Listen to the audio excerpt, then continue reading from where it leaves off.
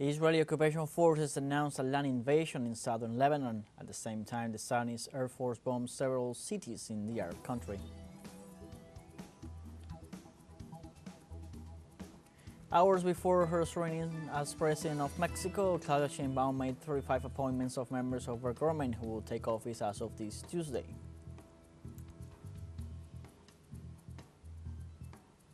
And in Brazil, the government reported a 58% nationwide drought, the highest in the last 50 years.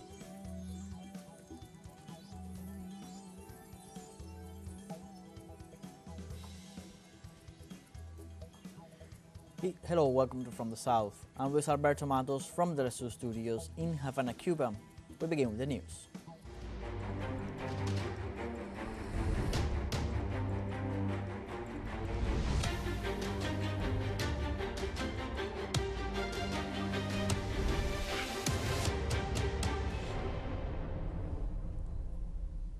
Israeli occupation forces announced a land invasion in southern Lebanon. At the same time, the Zionist Air Force bombed several cities in the Arab country.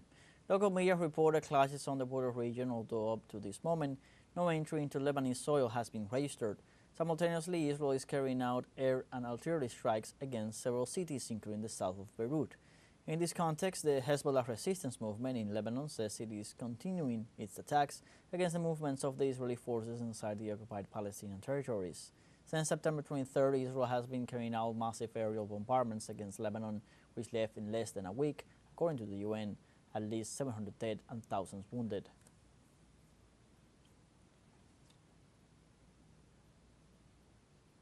The United Nations also reported more than 1 million people displaced across Lebanon due to ongoing Israeli bombardment. High Commissioner of the UN Refugee Agency, Filippo Grandi, stated that around 100,000 refugees have arrived in Syria and that the outflow continues.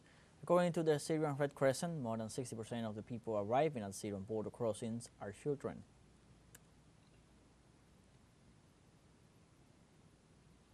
In this context, the Israeli regime shelled a house in the Ain al-Hilwa Palestinian refugee camp in the southern Lebanon city of Sidon. The attack claimed the lives of 6 Palestinians, half of them children, while several people were wounded. Internal authorities reported in the last hours the use of white phosphorus against the Lebanese people, a chemical prohibited by international humanitarian law. On Monday afternoon, the Lebanese Ministry of Health reported 95 dead and 172 wounded in Israeli attacks in 24 hours.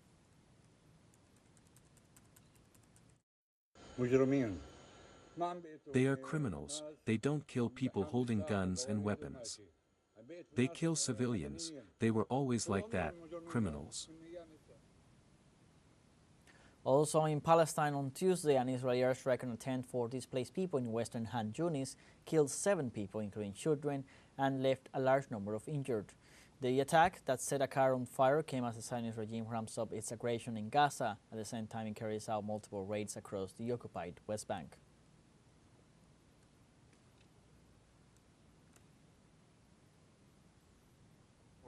It is considered a market for the displaced. Suddenly we heard the sound of a big explosion and saw a car on fire. When we went to see what happened, we saw the remains and children lying on the ground. The targeted place is a shopping place full of children and women, and all of them are civilians. The number of martyrs is large. Women and children were in the place. The Lebanese resistance movement Hezbollah attacked Mossad headquarters near Tel Aviv and other points in Israel.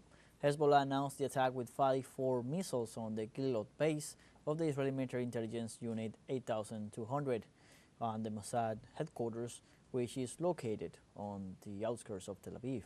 So far, 50 missile launches have been carried out from Lebanon, the last of which hit the central region and forced thousands of Israelis to take refuge. According to local media, 6 wounded are reported as a result of the Hezbollah attack in response to the aggression against Lebanon and the genocide in Gaza.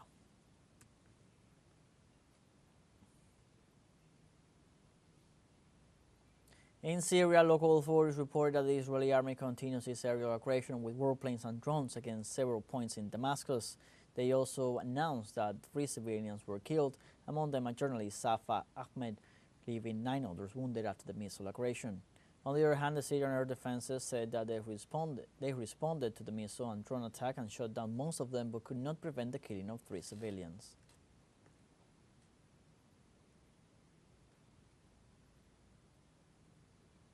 And the Foreign Intelligence Service of Russia denounces that the West and the Ukrainian regime are planning a chemical weapons attack in conjunction with Syrian terrorists.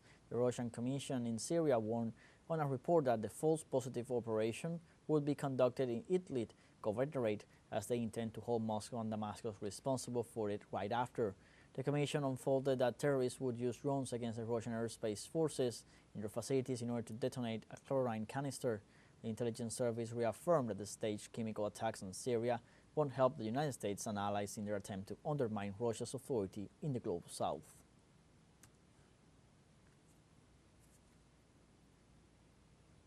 Meanwhile, the Yemeni armed forces reported to have successfully hit Israeli military positions in the occupied Jaffa. The Yemeni Armed Forces Air Force targeted a military site of the Israeli enemy in the occupied Jaffa area using a Jaffa drone. Additionally, it targeted military sites in the al-Rashrash area with 4 Samad 4 drones. By the grace of God, both operations achieved their objectives successfully. Meanwhile, in Turkey, President Recep Tayyip Erdogan called on September 30th for the United Nations General Assembly to urgently consider using force in Gaza, invoking the 1950 Uniting for Peace resolution. Today, protecting Palestine and Lebanon means protecting humanity, protecting peace and the culture of coexistence of different beliefs. The Turkish president also stressed the importance of protecting Palestine and Lebanon and called on the world to unite against Israel's barbarism. Today, protecting Palestine and Lebanon means protecting humanity, protecting peace, and the culture of coexistence of different beliefs. I invite the Islamic world, and all conscientious countries of the world, to unite against this modern barbarism. It should be known that every day that the alliance of humanity against Israel is not established, the danger will grow. Let's now take a short break, but remember you can join us on TikTok at teleSUR English, where you'll find news in different formats, news updates, and much more. We'll be right back. Stay with us.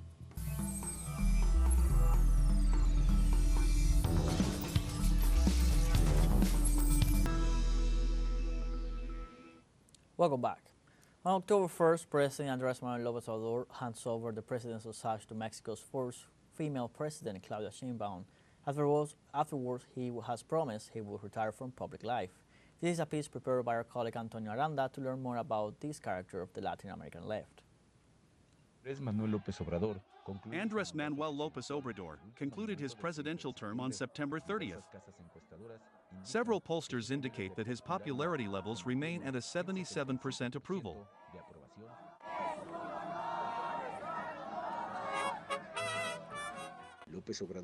López Obrador has been a militant on the left practically all his life. He was a candidate for the presidency of the Republic 3 times. In 2018, he won the victory for Morena, a political party he founded, obtaining more than 30 million votes, the most voted president in history until then.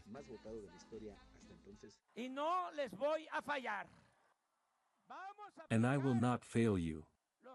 We are going to apply the 3 basic principles: do not lie, do not steal, do not betray the people. Long live Mexico, long live Mexico. Polemic, tough, fierce, combative, intelligent, these are characteristics that his own adversaries recognize in him on the political arena because he is not afraid to call things by their name. Those who defame, slander and accuse me are those who believe they are the lords and masters of Mexico. They are the ones who really dominate and rule in the leadership of the PRI and the PAN parties. They are the ones who use the trick of calling populism or paternalism to the little that is destined for the benefit of the majorities, but call promotion or rescue to the large amount that is given to the rapacious minorities. Born on November 13, 1953 in the municipality of Macaspana, Tabasco, before becoming president, the main position he held was that of head of government of Mexico City in the year 2000, from which he was removed from office. His main cause throughout his political career can be summed up in one sentence. And that preference be given to the humble people, for the good of all Mexicans, first be the poor. He has a degree in political science and public administration from the UNAM. He was forged in the social struggles of country and indigenous people against government abuses in his native Tabasco, and social mobilization has always been one of his strengths. Let's keep calm. And notice that I am asking you for something today. When we were assaulted, Hated for the same reason that many love him, being a man of the people. López Obrador leaves a legacy of transformation in Mexico that includes several reforms aimed at eradicating corruption in government. the moral economy worked. There was no corruption, there were no luxuries in the government. What we saved was used to fight poverty. The minimum wage increased, there were jobs, healthy public finances. For the first time in 50 years, there was no devaluation. We did it all together, thank you. López Obrador will close his government with more than 1,450 conferences held from the National Palace.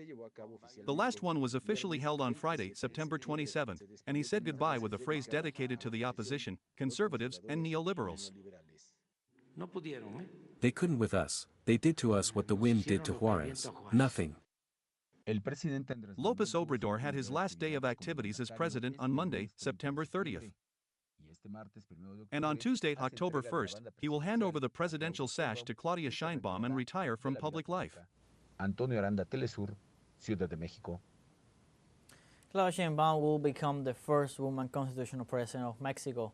Everything is ready for the ceremony. What will the protocol be like? Our correspondent Daniel Rosas tells us. With a popularity rating of more than 70%, Claudia Sheinbaum will receive the presidential sash this Tuesday and will be sworn in before the Constitution, officially beginning her 6-year term.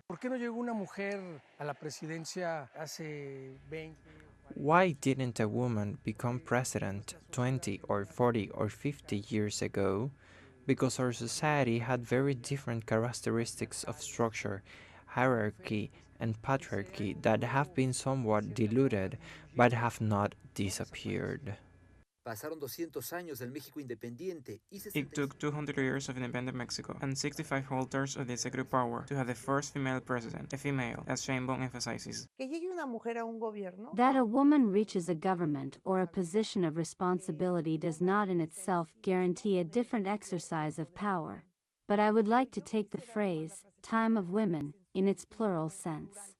Phrase used by the next president, who will receive from López Obrador the leadership of the country for the next 6 years. I'm also very happy because I'm going to hand over the presidential sash to an exceptional woman, to a humanist. The Chamber of Deputies already has security measures in place to receive heads of state and representatives from other countries invited to the ceremony, who have arrived since the weekend to witness the beginning of a new era. I am ready. I am strong people are ready to begin the second stage of the fourth transformation of Mexico's public life. This October 1st, Claudia Sheinbaum will become the 27th woman president in the world, the first in Mexico and North America. In the afternoon, she will meet with the people in the Zócalo, in Mexico City, before giving her first morning conference and going to the southern state of Guerrero to supervise support for those affected by Hurricane John. Daniel Rosas, teleSUR, Ciudad de México. And hours before her swearing as President of Mexico, Claudia Sheinbaum made 35 appointments of members of her government who will take office as of this Tuesday. Among those appointed are government officials of outgoing President Andrés Manuel López Obrador, former members of his cabinet, and the ratification of 6 politicians. The head of the Mexican Institute of Industrial Property, the Undersecretary of Government, the head of the Agrarian Attorney General's office, among others, were announced through a press release. Regarding the Armed Forces, the Undersecretary of National Defense, the Undersecretary of the Navy, and the General Director of the Interoceanic Corridor of the Isthmus of Tehuantepec were announced.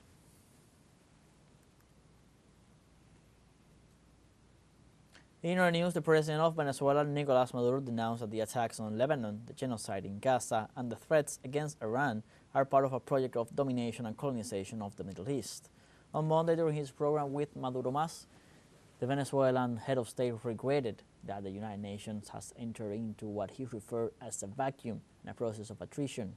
In addition, he denounced that the United States is delivering weapons for the Israeli Prime Minister Benjamin Netanyahu to launch a campaign of aggression in order to dominate the region and take control of the energy resources. Furthermore, President Maduro referred to the wars perpetrated by Washington and its allies against Arab and Muslim countries, aligned with the project of domination that currently has the Tel Aviv regime as its main executor.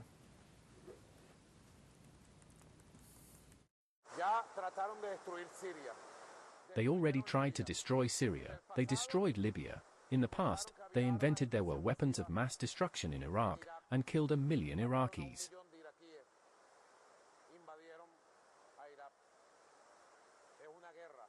They invaded Iraq. It is a war on the Arab peoples, the Muslim peoples. It is a war to colonize the whole of the known Middle East. What is behind this offensive? The threats against Iraq, the threats against Iran, the criminal attacks on Yemen, the attempt to colonize, to conquer the territory of the Arab people in Lebanon. There is a project of domination and colonization of the Arab, Muslim and Middle Eastern world. And in France, journalist Julian Assange affirmed before the Council of Europe in Strasbourg that if he is free, it is because he declared himself guilty of having done journalism. In his first statements after spending 12 years in the maximum security prison of Belmarsh in the United Kingdom, Assange pointed out that his agreement with the U.S. justice system prevents him from denouncing the country in relation to his extradition request, as well as requesting information about the events that took place. The WikiLeaks founder's statements came a day before the Assembly of the Council of Europe votes on a resolution that adopts him as a political prisoner and warns about the deterrent effect that his arrest could have had on the journalistic profession. Ladies and gentlemen, the transition from years of confinement in a maximum security prison to being here before the representatives of 46 nations and 700 million people is a profound and a surreal shift. The experience of isolation for years in a small cell is difficult to convey. It strips away one's sense of self, leaving only the raw essence of existence. I am yet not fully equipped to speak about what I have endured, the relentless struggle to stay alive, both physically and mentally.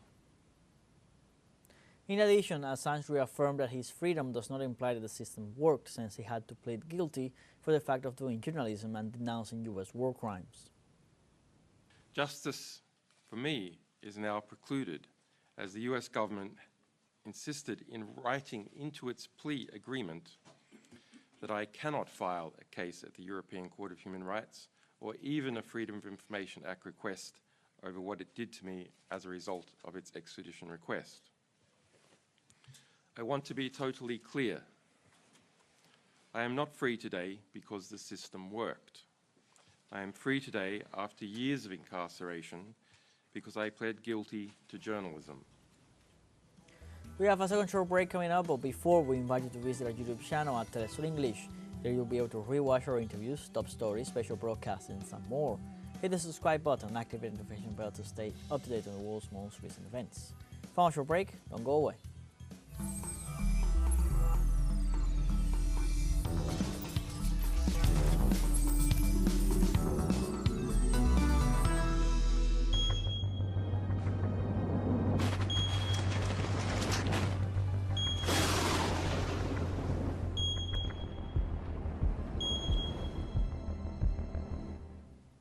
Welcome back. The Brazilian government reported a 58% nationwide drought, the highest in the last 50 years. The extreme drought reduced the depth of some rivers in the Amazon by about 70 centimeters, which have a depth of up to 14 meters, leaving several regions incommunicated, in addition to aggravating the climate crisis in different places.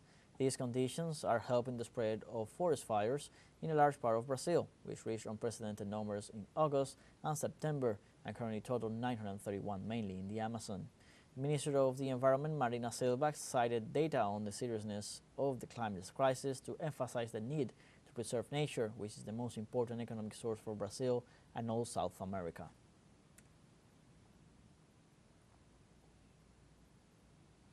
In Nepal, rescuers on Tuesday searched for missing people and tried to recover the bodies of some of the 200 killed in flooding and landslides. The weather continued to improve and workers were clearing the highways that were blocked by landslides. Nepal's police said the death toll by Tuesday had reached 236, while 143 people had been injured.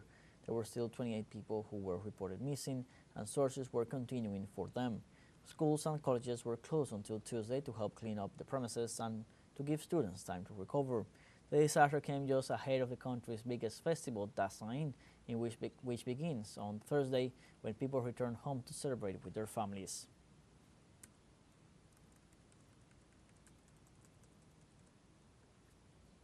In the United States, a confirmed death toll in 6 southeastern states in the wake of Hurricane Helene reached 119 on Monday, and the number is expected to continue to increase. According to the authorities, the toll was expected to rise further as emergency responders continue search and rescue efforts in western North Carolina, where floodwaters wiped out entire neighborhoods and knocked out phone service. In other states such as Florida, Georgia, South Carolina, and Tennessee, high winds and torrential rain pummeled towns and cities, where homes were destroyed, roads flooded, and power cut off to millions.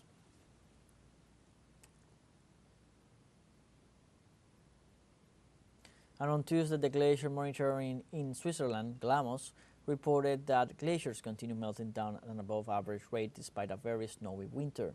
Therefore, the attrition of the glacier's volume has been around 1.2 cubic kilometers, that is 2.5% of the total, just by 2024. In addition, GLAMOS scientists noted that at the end of this year, the Swiss glacier will count up with 30 cubic kilometers less than by 2000, amounting to 46.4 cubic kilometers. Experts further revealed that substantial amounts of Saharan dust into the Alps polluted snow, which absorbed more heat and melted faster. The director of GLAMOS provided more details on the phenomenon. Indeed, the year 24 was actually very good for the glaciers because we had a lot of snow in winter, but 2 very warm summer months. July and August were very warm, especially at high altitudes. August was even the warmest months ever. For example, at Jungfraujoch at 3,500 meters. And this has really resulted in a complete meltdown of these massive snow amounts of winter, and finally, again, a loss of glacier ice. And Russian President Vladimir Putin praised the development of relations with China, reaching 95% of payments in national currencies. On the occasion of the 75th anniversary of the establishment of the People's Republic of China, the Russian president emphasized the fruitful development of relations with the Asian country. Putin considered that despite the difficult international situation, the two countries have recently managed to significantly increase the volume of trade and implement many large-scale bilateral projects in various fields. Likewise, the Russian president reaffirmed his readiness to continue to work together with Beijing to further strengthen bilateral ties for the benefit of their peoples.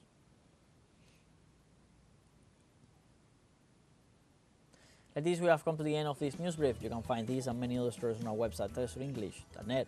So join us on social media, Facebook, X, Instagram, Telegram, and TikTok. For TeleSUR English, I'm Luis Alberto Matos. Thank you for watching.